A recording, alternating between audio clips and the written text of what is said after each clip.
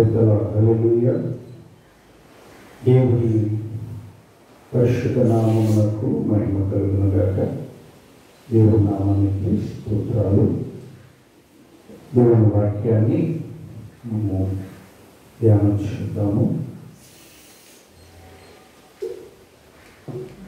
పరిశుద్ధ గ్రంథము నుండి అపోస్తుల కార్యగ్రంథము 1వ అధ్యాయము 8వ వచనాన్ని చదువుకుందాం. అపోస్తుల కార్యగ్రంథము 1వ అధ్యాయము 8వ వచనాన్ని చదువుకున్నాం.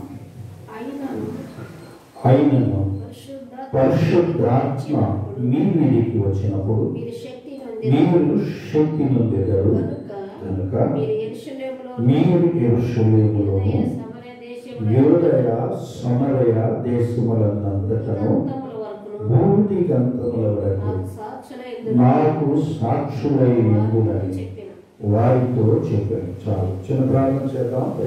తండ్రి స్తోత్రాలు. ఉదయకాలము మాతో మీరు మాట్లాడమని, చదువుబడిన వాక్య భాగము మీరు దీవించమని, ఈ వాక్యములోని సత్యాలను మేము నేర్చుకోవడానికి పరిశుద్ధాత్మ దేవ సహాయం చేయండి. నీ నోటి బోధగా మమ్మల్ని వాడుకోండి. ప్రతి స్తోత్రాలు చేరొచ్చిన బిడ్డలను ఈ శబ్దంతరం ద్వారా వింటున్న బిడ్డలందరినీ దీవించమని యేసు నామమున ప్రార్థిస్తున్నాము తండ్రి. ఆమేన్. దేవుని నామానికి స్తోత్రాలు. యేసు ప్రభు శ్రమపడి చనిపోయి సమాధి చేయబడి పునరుద్ధారణై తిరిగి లేచిన తరువాత ఆయన ఆరోహణ మౌక ముందు తన శిష్యులకు చెప్పిన మాట ఏంటంటే, మీరు పరిశుద్ధాత్మను పొందుతారు. పరిశుద్ధాత్మను పొందినప్పుడు మీరు శక్తిని పొందుతారు. ఆ శక్తిని పొందిన మీరు భూదిగంతముల వరకు నాకు సాక్షులుగా ఉంటారు అని ప్రభు చెప్పారు. ప్రభు చిత్తం ఏంటంటే, ప్రభువుని నమ్మిన వారందరూ ప్రభువుకు సాక్షులుగా ఉండాలి అనేది ప్రభు చిత్తం. ఇది కేవలము ఆయన శిష్యులకు మాత్రమే చెప్పిన మాట కాదు. ఆయన శిష్యులకు మాత్రమే చెప్పిన మాట అయితే శిష్యుల వరకే పరిశుద్ధాత్మతో నింపబడాలి.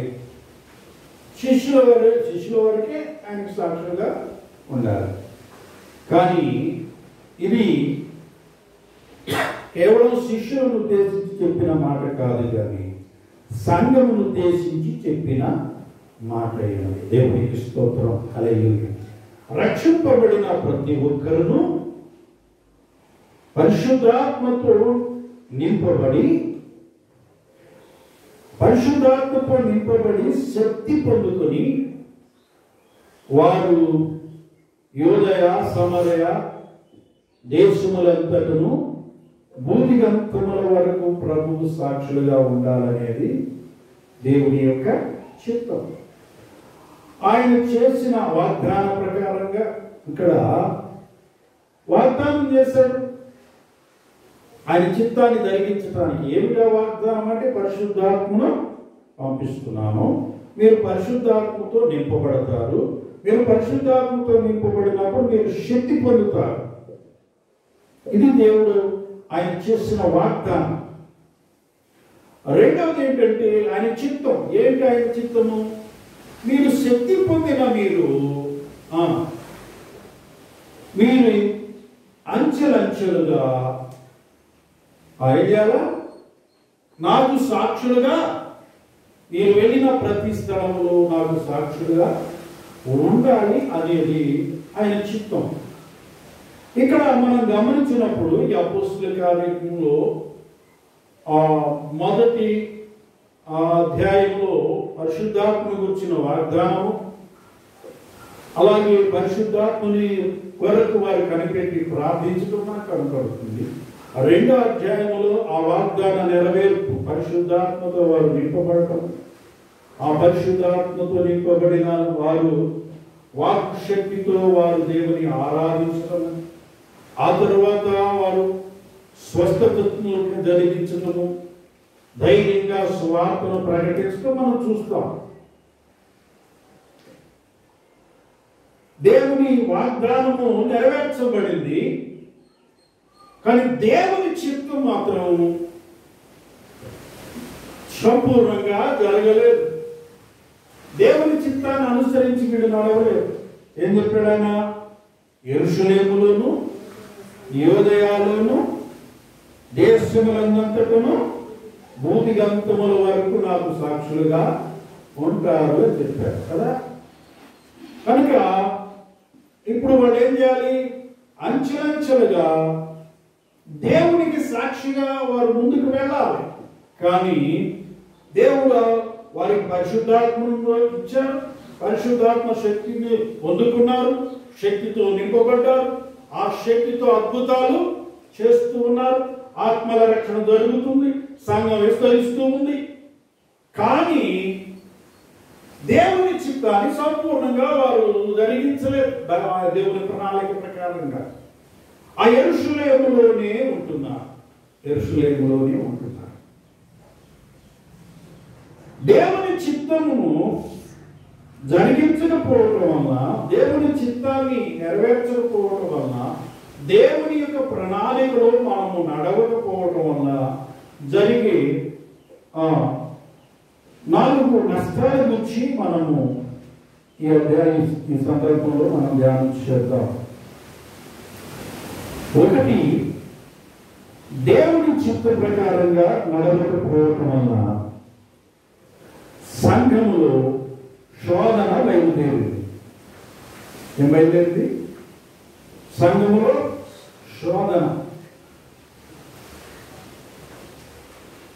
ఏమిటా శోధన? సంఘంలో శోధన వచ్చేసి ఏమిటా శోధన అంటే, 1 వారు సణిగారంట. 6వ అధ్యాయం అపోస్తలుల కార్యము 6వ అధ్యాయం 1వ వచనంలో చూస్తే వారు చదువుకున్నారు, ఒకరి మీద ఒకరు చదువుకున్నారు. దేవుని చిత్తము జరిగించని ఏ సంఘం అయినా, ఏ కుటుంబం అయినా సనుగులు గొనుగులతో నిండి ఉంటుంది. పైకి బాగానే ఉంటారు, బాగానే వందనాలు చెప్పుకుంటారు, బాగానే మాట్లాడుకుంటారు, కానీ ఏముంటది? వారి మధ్యలో సనుగుళ్ళు ఉంటాయి. ఒకరికంటే ఒకరు గిట్టదు, ఒకరిని పొగిడితే ఒకరు ఊరుకోరు కదా, ఒకరు మంచోళ్ళు అంటే ఒకరు ఒప్పుకోరు. కనుక ఇలాంటి సనుగుళ్ళు బయలుదేరు. దేవుని చిత్తమును జరిగించని సంఘములోను కుటుంబములోను ఈ సనుగుళ్ళు వస్తాయి. రెండవది సనుగుడు వచ్చింది.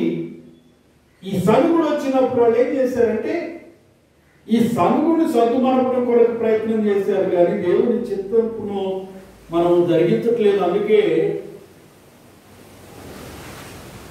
ఈ పరిస్థితి వచ్చిందని ఆలోచించలేదు. ఏం చేశారు? ఆ సనుగుడు మాన్పడం కొరకు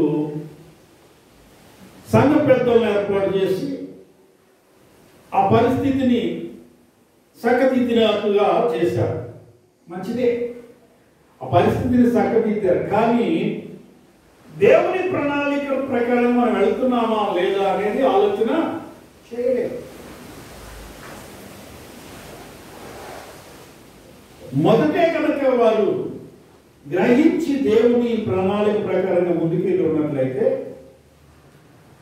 ఆ రెండవ నష్టం జరిగేది కాదు.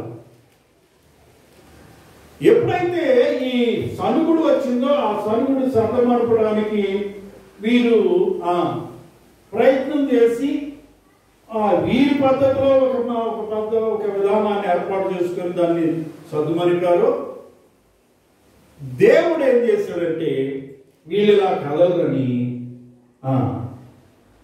ఆ సంఘంలో ఒక ముఖ్యమైన వ్యక్తి చనిపోవడం జరిగింది. ఎవరు ఆ ముఖ్యమైన వ్యక్తి? స్టెఫను చంపబడ్డాడు. సంఘానికి వచ్చిన శోధనలో రెండవది అతి భయంకరమైనది, ఒక అద్భుతమైన దేవుని కొరకు నిలబడి దేవుని కొరకు దేవుని స్వార్థ పరిచర్య కొరకు పోరాడి అద్భుతంగా దేవుని పనిలో వాడబడే ఒక వ్యక్తి చనిపోయాడు. మనము దేవుని చిత్తాన్ని గమనించకుండా, మనం దేవుని చిత్తాన్ని తెలుసుకోకుండా ముందుకు వెళ్ళకుండా కనుక అలాగే ఉన్నట్లయితే, దేవుని చిత్త ప్రకారం నడవకుండా అలాగే ఉన్నట్లయితే, దేవుని ప్రణాళిక ప్రకారంగా మనం వెళ్ళకుండా ఉన్నట్లయితే జరిగే నష్టం చాలా భయంకరమైనది. అది ప్రాణాలే పోయే నష్టమై ఉంటుంది. అసంగంలో ఒక వ్యక్తి, ఒక మూల స్తంభములాగా ఉన్న వ్యక్తి చనిపోయాడు.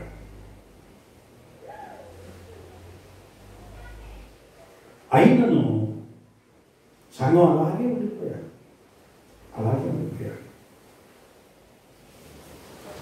ఆ తరువాత సంఘములో హింస ప్రారంభమైందంట. ఏమైంది? మూడవది, సంఘానికి హింస ప్రారంభమైంది. ఎవరి నుంచి? యూదుల నుంచి.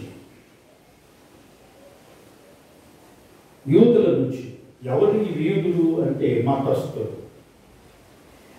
ఎవరి నుంచి హింస ప్రారంభమైందంటే మతస్థుల నుంచి హింస ప్రారంభమైంది. సంఘం ఎప్పుడైతే హింస ప్రారంభమైందో సంఘం చల్లా చెదరైపోయింది. నాలుగో నష్టం ఏంటి? సంఘం ఇప్పుడు చల్లా చెదరైపోయింది. అపోస్తులు తప్ప ఎవ్వరు కూడా లేరంట. విశ్వాసులు ఎవరు లేరు. సంఘం అంతా చెదిరిపోయింది. సేవకులు మాత్రమే ఉండాలి సంఘంలో. సంఘ పెద్దలు మాత్రమే ఉన్నారు సంఘంలో. కొంతమంది సంఘ పెద్దలు కూడా వెళ్ళిపోయారు. సంఘాన్ని వదిలిపెట్టి పారిపోయారు. దేవుని చిత్తాన్ని నెరవేర్చకుండా, దేవుని ప్రణాళిక ప్రకారంగా నడుచుకోకుండా ఉండే ఏ కుటుంబమైనా, ఏ సంఘమైనా శోధనకి గురి కావాల్సిందే.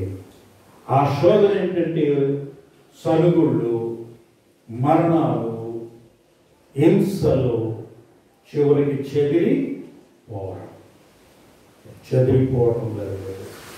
చాలా కుటుంబాలు చెదిరిపోయిన కుటుంబాలు ఎన్నో ఉన్నాయి. చెదిరిపోయిన సంఘాలు ఎన్నో ఉన్నాయి.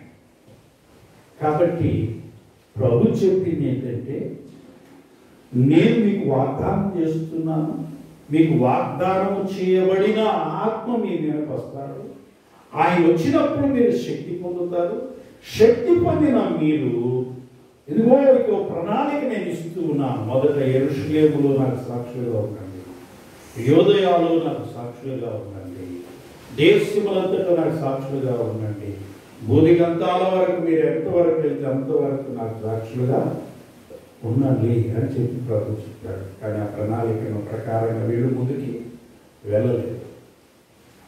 అందుకే సంఘములో సనుగుళ్ళు వచ్చినాయి, మరణాలు వచ్చినాయి, హింసలు వచ్చినాయి. సంఘం చల్లా చెదరై. ఇక రెండో విషయాన్ని కనుక మనం చూస్తే, సంఘము దేవుని చిత్తానికి లోబడినప్పుడు, సంఘానికి జరిగిన మేలేంటో చూద్దాం. ఇప్పుడు దేవుని చిత్త ప్రకారంగా, దేవుని ప్రణాళిక ప్రకారంగా నడవనప్పుడు వచ్చిన నష్టాన్ని లేక శోధనను మనం చూసాం. ఇప్పుడు దేవుని చిత్తానికి లోబడటం ద్వారా కలిగిన మేలేంటో చూద్దాం. ఒకటి, సంఘము క్షేమాభివృద్ధి చెందింది. సంఘము క్షేమాభివృద్ధి చెందింది. 9వ అధ్యాయము 31వ వచనంలో మనం చూస్తే సంఘము క్షేమాభివృద్ధి చెందింది. అలాగే సంఘములో స్తెఫను స్థానమును భర్తీ చేయుటకు దేవుడు పౌలును సంఘముకు తీసుకొని వచ్చాడు. మూడవది, అనేక నూతన సంఘాలు కట్టబడ్డాయి. దేవుని చిత్తానికి లోబడి దేవుని ప్రణాళిక ప్రకారముగా వారు చేసినప్పుడు జరిగినది ఏంటంటే సంఘము క్షేమాభివృద్ధి చెందిందంట. ఇప్పుడు సంఘములో హింసలు లేవు, సంఘములో శోధనలు లేవు, సంఘంలో సనుగులు లేవు, సంఘంలో మరణాలు లేవు. సంఘము దినదినము క్షేమాభివృద్ధి చెందుతూ ఉన్నది. రెండవది, పౌలు అనేక సంఘాలు కట్టి అనేక ప్రాంతాల్లో సువార్త ప్రకటించిన ఒక గొప్ప దైవజనుడు రక్షణలోనికి వచ్చాడు. ఆయన రక్షింపబడ్డాడు. ఆయన ఈ రోజున పౌలు రక్షింపబడకపోతే బైబిల్లో కొత్త నిబంధనలో సగం కొత్త నిబంధన లేనట్టే. పౌలు రక్షింపబడ్డాడు గనక క్రొత్త నిబంధనలో సగము పుస్తకాలు ఆయనయే అయి. దేవునికి స్తోత్రం, హల్లెలూయా. అసలు సంఘం అంటే ఏంటో తెలిసేది కాదు, సంఘముకున్న అధికారాలు అంటే ఏంటో తెలిసేది కాదు, సంఘం కొరకు దేవుని ప్రణాళిక ఏంటో తెలిసేది కాదు, సంఘం పట్ల దేవుని ఉద్దేశం ఏంటో తెలిసేది కాదు, సంఘానికి దేవుడు అనుగ్రహించిన కృప ఏంటో తెలిసేది. పౌలు రక్షింపబడడం ద్వారా సంఘమునకు దేవుడు చేసిన గొప్ప మేలేంటో, ఆయన ప్రణాళిక ఏంటో, ఆయన చిత్తం ఏంటో సంఘానికి ఈరోజు మనందరికీ తెలియబడింది. ఎప్పుడు దేవుని చిత్త ప్రకారంగా, దేవుని ప్రణాళిక ప్రకారంగా మనం ముందుకు వెళ్ళినప్పుడు, ఎవరైతే దేవుని చిత్త ప్రకారంగా, దేవుని ప్రణాళిక ప్రకారంగా నడుస్తారో వారి కుటుంబమే కానీ సంఘమే కానీ క్షేమాభివృద్ధి పొందుతుంది. క్షేమాభివృద్ధి పొందుతుంది. ఆ కుటుంబంలో మరణాలకు బదులు దైవజనులు లేస్తారు. హల్లెలూయా. ఆ సంఘములో దైవజనులు లేస్తారు. ఆ సంఘములో గొప్ప దైవజనులు వస్తారు. కొన్ని సంఘాలు ఎన్నో తరాల నుంచి, ఎన్నో సంవత్సరాల నుంచి ఉన్న సంఘాలైనా ఆ సంఘము నుంచి ఒక్క దైవజనుడు కూడా లేవు. ఒక్క దైవజనుడు రాడు. హెబ్రీ సంఘాన్ని గురించి పౌలు గారు అంటాడు, మీరు కాలమును బట్టి చూడగా బోధకులై ఉండవలసిన వారై ఉన్నారు, కానీ క్రీస్తును గూర్చిన మూలోపాఠములను మరొకడు మీకు బోధిస్తేనే తప్ప లేకపోతే మీకు తెలియలేదు. ఎందుకు కాలం చూస్తే ఎప్పుడు నుంచో సీనియర్, మా సంఘం సీనియర్ సంఘం, మేము సీనియర్ మోస్ట్. కరెక్టే, నువ్వు సీనియర్వే. ఎన్నో సంవత్సరాలైంది నువ్వు ప్రభుని నమ్ముకొని, ఎన్నో సంవత్సరాలైంది నీ కుటుంబం ప్రభుని నమ్ముకొని, కానీ నీ కుటుంబంలో దేవుని ప్రణాళిక ప్రకారంగా నడుస్తున్నావా? నీ కుటుంబం నుంచి దేవుని సేవకులు వచ్చారా? నీ సంఘం నుంచి దేవుని సేవకులు వచ్చారా? దేవుని సేవకులు వస్తారు. ఎప్పుడైతే వారు దేవుని చిత్త ప్రకారంగా వారు మనం గమనిస్తే వారి సంఘము ఎలా వెళ్ళిందట? యెరూషలేము నుంచి యోదయాకు, యోదయా నుండి సమరయకు, సమరయ నుండి అనేక ప్రాంతాలకు సంఘం విస్తరించడం ప్రారంభించింది. ఎప్పుడైతే ఆ ప్రాంతాలకు క్రమక్రమంగా సువార్త వెళ్ళిందో, సంఘాలు కట్టబడుతూ ఉన్నాయో, అప్పుడు సంఘము క్షేమాభివృద్ధి పొందింది. ఎప్పుడైతే సంఘం క్షేమాభివృద్ధి పొందిందో, ఆ సంఘములో నుండి దేవుని సేవకులు బయటకు వచ్చారు. దేవునికి స్తోత్రం, హల్లెలూయా. మూడో విషయం చూస్తే, అనేక నూతన సంఘాలు కట్టబడ్డాయి. అనేక నూతన సంఘాలు కట్టబడ్డాయి.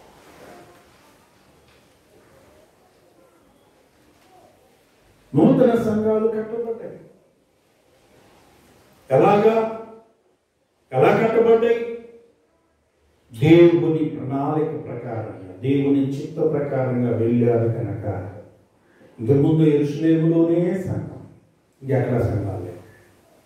యెరూషలేములో సంఘం రోజు రోజుకి పెరిగిపోతుంది. రక్షింపబడిన వారు సంఘంలో వేల మంది చేర్చబడుతూ ఉన్నారు. కానీ బయట ఎక్కడా దేవుని సువార్త లేదు, దేవుని వాక్యం లేదు, దేవుని సంఘము లేదు. అందుకే ఆ సంఘములో సరుగులు వచ్చినాయి, అందుకే ఆ సంఘములో మరణాలు వచ్చినాయి, అందుకే ఆ సంఘములో హింసలు వచ్చినాయి, అందుకే ఆ సంఘము చెదరగొట్టబడినది.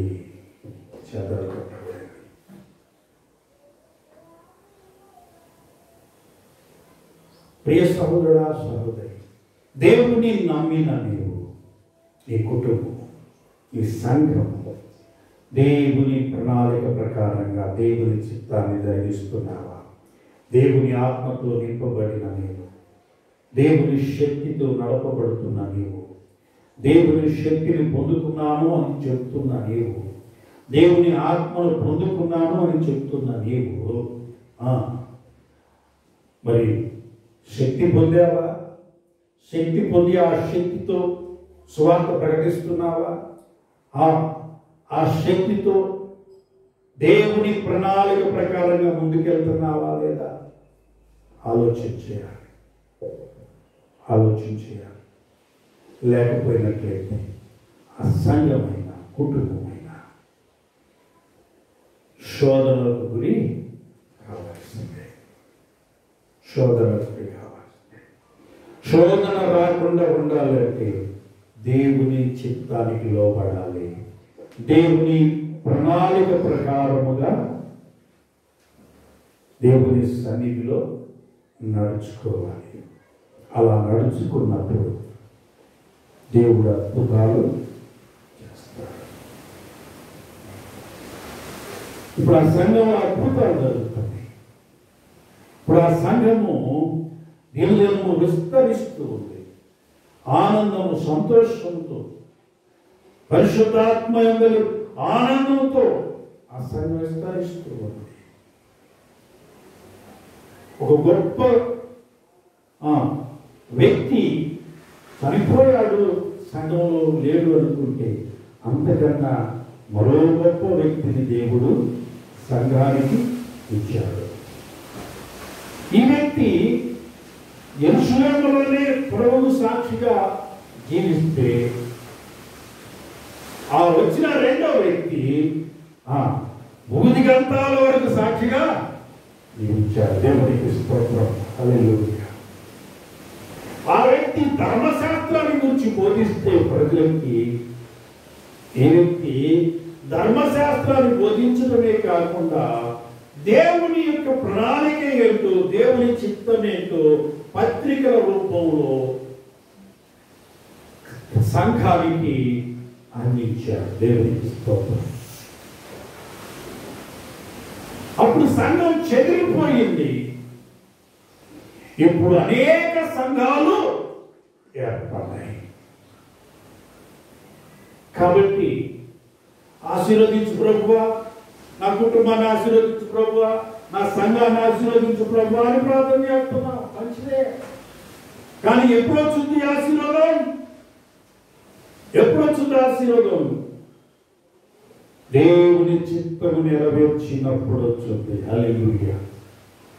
దేవుని చిత్తము నెరవేరుస్తూ ఉంటే ఆశీర్వాదాన్ని అక్కడ పరిగెత్తుకుంటూ వస్తాయి. అంటే ఆశీర్వాదం కొరకు నువ్వేం ప్రయాసపడాల్సిన పని లేదు, ప్రార్థనాడాల్సిన పని లేదు. ప్రభు దగ్గర ఆశీర్వదించాయా ఆశీర్వదించాయా ప్రభు దగ్గర ఏడవలసిన అవసరమే లేదు.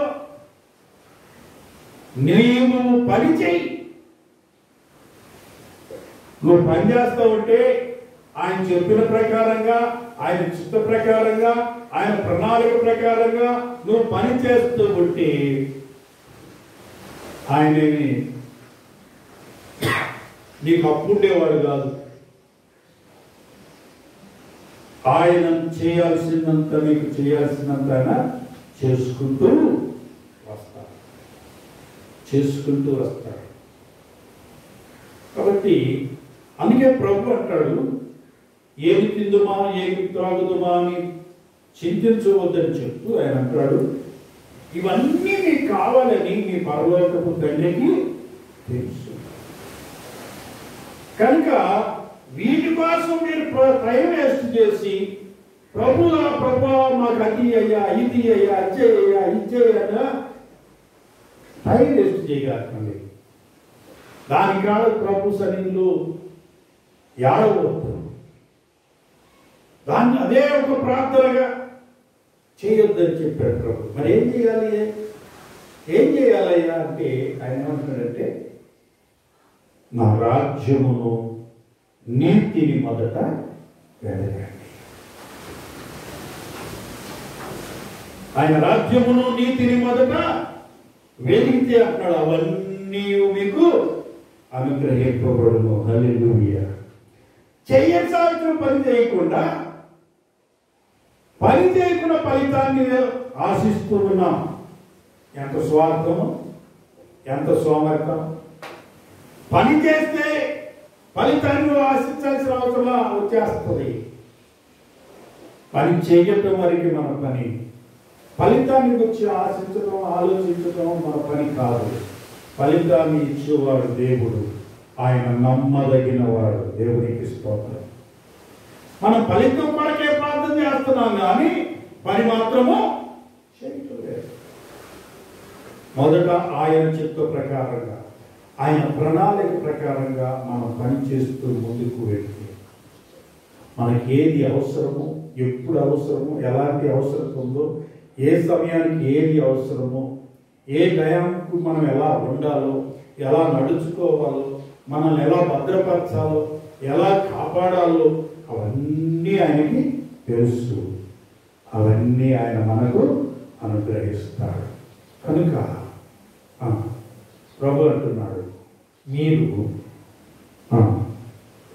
అయితే మీరు పరిశుద్ధాత్మను మీ మీదకి వచ్చినప్పుడు మీరు శక్తి నొందిదరు. శక్తి నొందిన మీరు గనుక అనే మాటకు అర్థం ఏంటంటే, శక్తి నొందిన మీరు యెరూషలేములోను యూదయలోను దేశమంతటను భూదిగంతముల వరకు నాకు సాక్షులై ఉండండి అని చెప్పలా, ఉందురు అన్నాడు. అంటే ఎంత నమ్మకం ఉన్నాయి మన పట్ల దేవుడికి, ఎంత నమ్మకం. మీరు ఉంటారు అని చెప్పాడు, కానీ మనం మాత్రం ఉండకుండా నువ్వు అయితే అయ్యా ఇది అయ్యా అజ్జయ్యా ఇజ్జయ్యా అన్నాం. ఆయన మన పట్ల ఉంచిన నమ్మకాన్ని కూడా ఒమ్ము చేస్తూ ఉన్నాం. మీరు సాక్షులుగా ఉండండి అని చెప్పలా, సాక్షులుగా ఉందురు అన్నారు. అంటే ఏంటి? ఆల్రెడీగా మీరు చేస్తారు తప్పకుండా అని దేవుని యొక్క నమ్మకం. ప్రియ సహోదరుడా సహోదరి, నీ మీద ప్రభుకి అంత నమ్మకం ఉంది, నువ్వు చేస్తావు అని. కానీ చేస్తున్నావా? ఆ నమ్మకాన్ని నిలబెడుతున్నావా? ఆ నమ్మకానికి దేవుడు మన పట్ల చూపిన ఆ నమ్మకానికి అపనమ్మకస్తుడుగా జీవిస్తున్నావా? ఒకసారి ఆలోచించే. నీ మీద ప్రభువు ఇచ్చిన నమ్మకం కొమ్ము చేయదు. ఆ నమ్మకాన్ని మన జీవితాల్లో దేవుని చిత్తాన్ని జరిగించడానికి బలా నమ్మకమైన మంచి దాసుడా, మంచి దాసురాలా అనిపించుకోవటానికి మనము మనకిచ్చిన ఈ పనిలో, మనకిచ్చిన సమయంలో, ఆయన మనకిచ్చిన ప్రణాళిక ప్రకారంగా, ఆయన చిత్తాన్ని ప్రకారంగా మనం ఆయన పని చేసి ఆయన ఎదుట నిలబడినప్పుడు సిగ్గుపడనక్కరలేని పని వారిగా ఉందాము. అట్టి కృపలో పరిశుద్ధాత్మ దేవుడు మనల్ని నడిపించునుగాక. ఆమె ప్రార్థించుద్దాం. ప్రేమ కలిగిన తండ్రి స్తోత్రాలు. ఎవరే కాదు మీరు మాతో మాట్లాడిన ప్రతి మాటను బట్టి నేను స్తుతిస్తున్నాను. తండ్రి నీకు వందనాలు. భూదిగంతముల వరకు నాకు సాక్షిగా ఉన్నారు, ఉంటారు అని చెప్పారు. ఈ చిత్తాన్ని మేము నెరవేర్చవలసిన వారు అన్నారు. అది నీ చిత్తాన్ని, నీ ప్రణాళిక ప్రకారంగా మేము నెరవేర్చవలసిన వారు. ఆది సంఘం అలా నెరవేర్చకుండా దేవుని పనే చేస్తున్నాం, దేవుని సువార్తే ప్రకటిస్తున్నాం, సంఘాలు కడుతున్నాం, సంఘం విస్తరిస్తుంది, ఆత్మలు విస్తరిస్తున్నాయి, రోజు రోజు ఆత్మలు చేర్చబడుతున్నాయని ఆత్మలు చూసుకుంటూ సంతోషించారే కానీ ఈ చిత్త ప్రకారంగా సంఘం ఇతర ప్రాంతాలకు విస్తరించలేదు అనే విషయాన్ని గ్రహించలేకపోయారు. అందులో బట్టి ఆ సంఘములు మా ప్రభా శోధన బయలుదేరింది. అందును బట్టి ఆ సంఘం శోధింపబడింది. అందును బట్టి ఆ సంఘంలో సణుగులు వచ్చింది. అందును బట్టి ఆ సంఘంలో మరణాలు వచ్చింది. అందును బట్టి ఆ సంఘంలో హింసలు వచ్చింది. అందును బట్టి ఆ సంఘము చెదిరిపోయింది. చెదిరిపోయిన సంఘం నీ చిత్తానికి లోబడి నీ ప్రణాళిక ప్రకారంగా మాత్రం వారు పని చేస్తున్నప్పుడు, నీ చిత్తాన్ని నెరవేర్చినప్పుడు సంఘం తిరిగి క్షేమాభివృద్ధి పొందింది. సంఘములో గొప్ప దైవజనులు ఏర్పడ్డారు. సంఘం అనేక ప్రాంతాలకు విస్తరించి నూతన సంఘాలు కట్టబడ్డాయి. ప్రభువా మమ్మల్ని దయతో క్షమించండి. మేము నీ పని చేస్తున్నాము అనుకుంటూనే, ఆత్మల రక్షింపబడుతున్నారు అనుకుంటూనే, సంఘాలు విస్తరిస్తున్నాయి అనుకుంటూనే నీ ప్రణాళిక ప్రకారంగా ముందుకెళ్ళకుండా ఉంటున్నాం. దయతో మనం క్షమించండి. నీ ప్రణాళిక ప్రకారంగా మేము ముందుకు నీ చిత్తాన్ని నెరవేర్చి మేము క్షేమాభివృద్ధి చెందినట్లుగా మీ కృపను దయచేయండి.